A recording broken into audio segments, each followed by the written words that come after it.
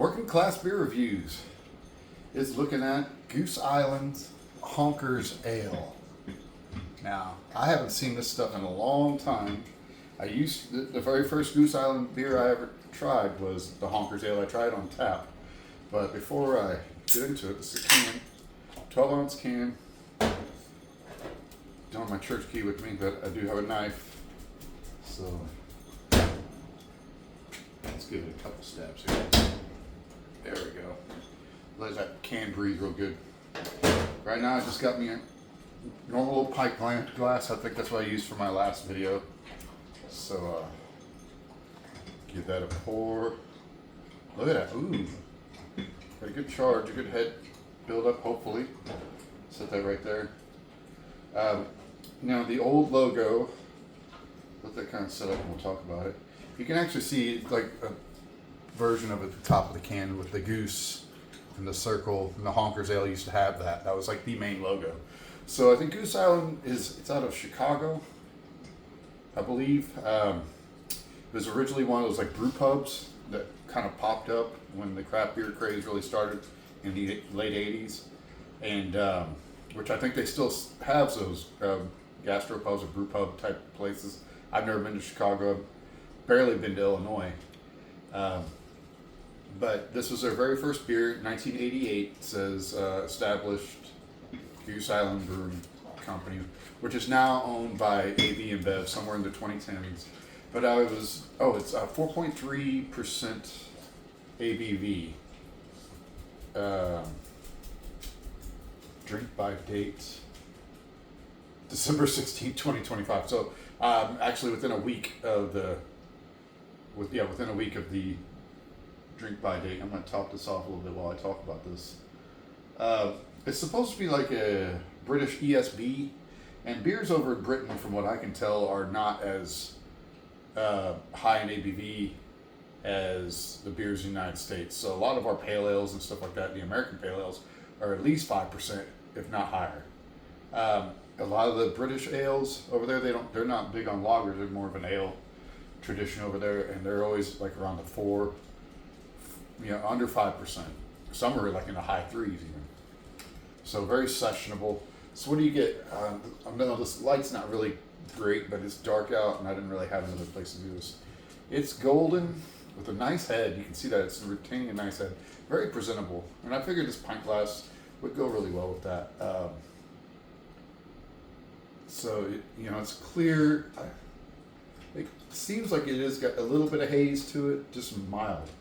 This like powdery sediment is what I'm seeing. But I did some research, and apparently in 2019 they discontinued the Honkers Ale, which I don't know why I think because the IPAs have become their go-to. And I want to say the Beer Hug and stuff like that, I think that's the Goose Island, am I correct? They're become kind of their standard now. It's like they're competing with New Belgium Voodoo Ranger and all that stuff.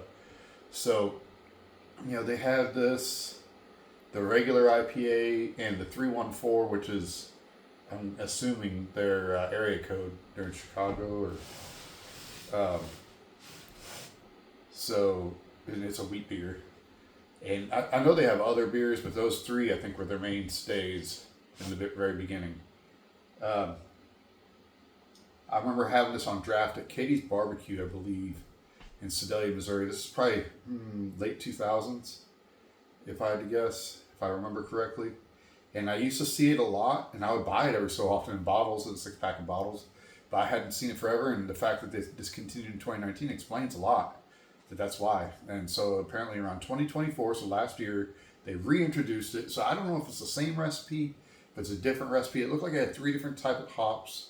I should have wrote it down, but they have it on draft, or I guess after they discontinued, it's mainly for like distribution, but they had it on tap at their brew pubs. So you could still get it that way, but they didn't distribute it. So it looks like a good, nice ale. ESB, I think extra special bitter, maybe. I'm not sure if that's correct. I'm like, without having a tablet or another phone in front of me, I'm like useless unless I go taking notes. So let's give it a smell. Very mild in the aroma, actually. Just some maltiness. So it's probably going to have, if it's a ESB style, it's going to have a mild bitterness to it, but more prominent than like a lager, American lager especially, would. So, yeah, very mild aroma. So let's give it a sip.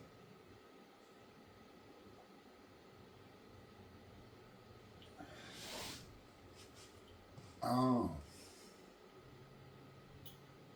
yeah, very clean. Yeah, bit of a hop note on the back end. Not hop forward by any means, but on the back end. So it's very balanced, but with character. So it's got more character than your typical light beer drinker is going to be used to. They're going to be like, whoa. They might think it's actually pretty bitter.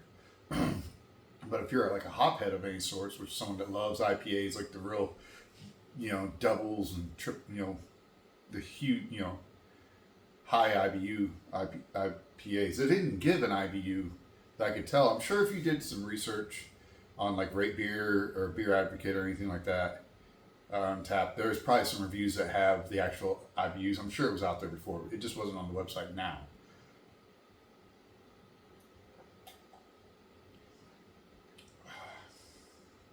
Yeah, it's good. It's very very smooth, but it's interesting. It's something to have for just a little bit of character, and I think I'll say it's like not $8 or $9. It's kind of a going rate anymore. I mean, sometimes they're up around 12 for a 6 pack of any sort of craft beer. But the fact that they actually kept it going on tap tells me that maybe they didn't change the recipe. They just didn't distribute it there for a while. So, but I was glad to have found it. Like I said, it's been a while since it's been a long time since I've had it, and I was always a fan of it before. I can't for the life of me remember the last time I had it, or where I bought. I remember buying it. I mean, it's back in my old town in Sedalia. But I bought this. Now that's another question. Where did I buy this?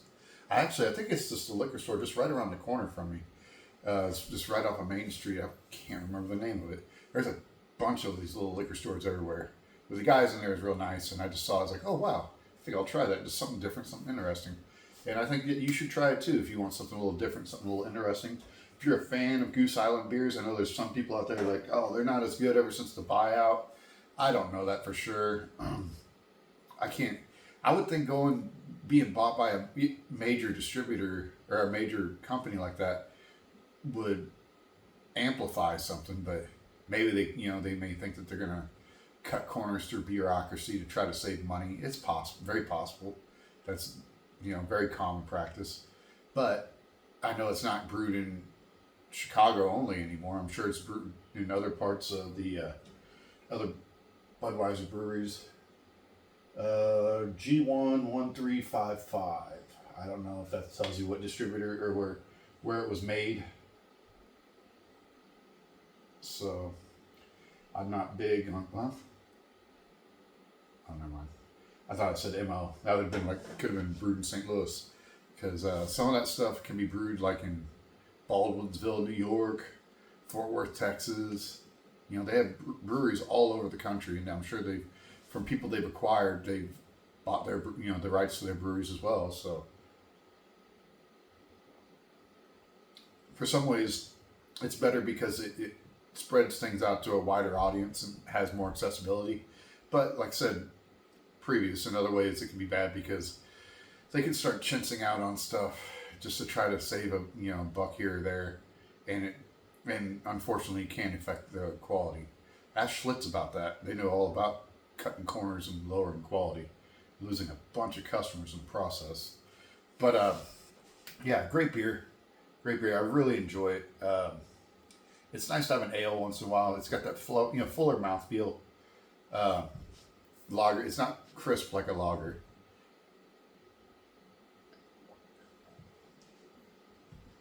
Definitely not a dry finish. Yeah, the hoppiness sticks to your tongue. It's not like sticky or anything like that. Just the maltiness of it. It's just a fuller mouthfeel, I would say. for especially for a lighter ABV like a 4.3, that's actually pretty surprising. Normally, when it gets that low in ABV, it's just thin. You know, there's just not much to it. But actually, it's full of character. Oh, yeah, that should go on a highlight reel. Man, if I ever get good at editing, I can go back to my old videos and clip together my my burp compilation. People have been making comments about that, so I'm happy to deliver. But anyway, yeah.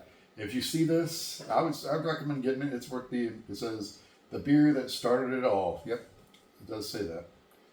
Yeah, Chicago, brewed and packaged by Goose Island Beer Company, Chicago, Illinois.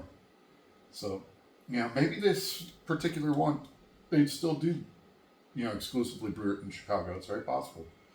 I mean, I can't say for a certainty. I'm not a distributor, but anyway, I really appreciate you guys checking this video out and listening to me talk about a beer that I actually have enjoyed plenty in the past, and I still do, and I'm glad I found it.